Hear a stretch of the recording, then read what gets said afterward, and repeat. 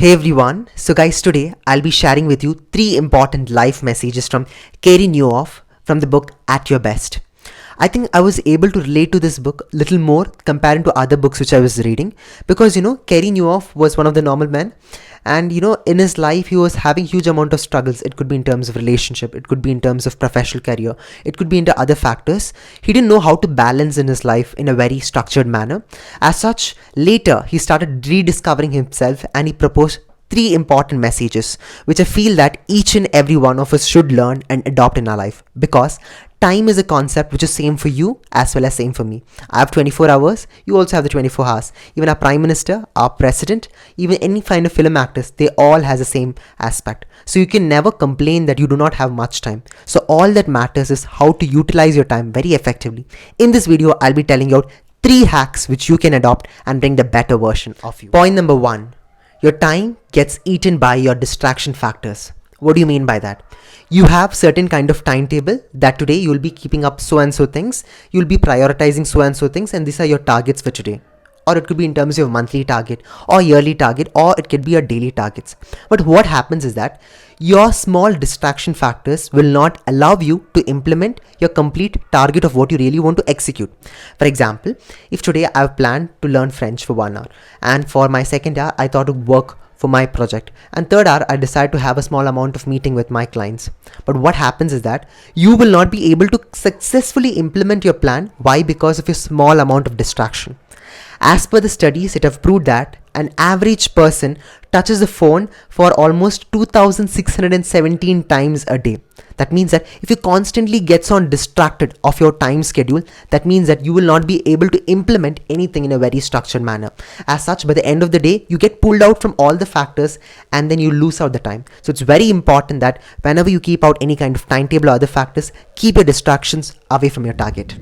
Second important point two, which says that your time gets hijacked by others. That means what? Very simple. You keep so and so plans, you keep so and so targets, but what happens is that middle of that, your friend might come, okay, come, let's go for a movie. Or your friend might give their own project to you. At that time, you'll be very hesitant to tell no. So at that case, what happens? Your time of what you have planned gets been hijacked by others. Someone else is basically preoccupying your time. By the end of the day, you'll be like, oh God, nothing I've achieved. Today is a zero goal day, which have been completed. So the better remedy on how you can face such kind of problem is that when anyone give you such kind of task, it is better and advisable to say no. It's okay to tell no. It's totally fine. Okay, there is no kind of big problem of telling no. Just tell them in a calm and polite way, and tell them gratitude. Thank them for actually choosing you for that particular thing, and then tell them in a soft and polite way such that you don't hurt them. In a very soft way, tell them no. This is a second important tip which Carey Nieuwhof have been taught to each and every one of us from this great book of At Your Best. Third important tip is about know your energy zones. What do you mean by energy zones? While you're keeping any kind of timetable, it is very important that you set your energy zones. Point number one: green zone, yellow zone, and red zone. Very simple. So green zone is a period where you feel that you're very active in your day. See, for me, morning is very active and very fresh. What is your green zone time period? At that time period, keep your so and so important task, or for example, it could be a skill development learning. For example, you want to learn a new language. For example, you want to develop on your skills. You want to do some kind of big project. So those kind of aspect, do it in your green zone. At that time, you become very energetic and very active. So green zones normally be at morning and at evening. It depends. For some people it could be at night also. So identify your green zone. Important aspect is about yellow zone. Yellow zone, you're not that productive, but okay, but still you can manage it and you can do your best. So for me, it could be green zone could be from morning 5 to almost 10 to 11. And my yellow zone would be from 12 to 5. So in this zone time period, I keep out my meeting works. I do other kind of project related aspect or other kind of aspect, which is little more much not that prioritizing factor.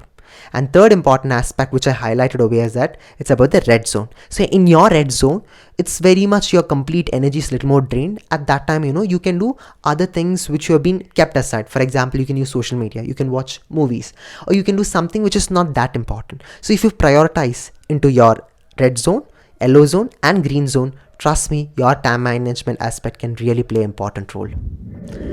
Now I'm going to share a beautiful bonus tip which you need to keep in your mind.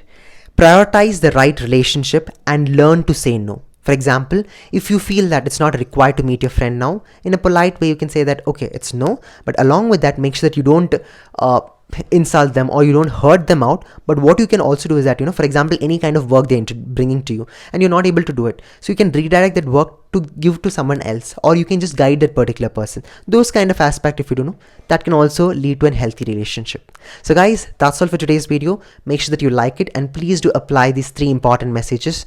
And I've seen that these principles have tremendously worked for many people, and hope this video is going to really create an impact for you. Wishing you all the best and good luck.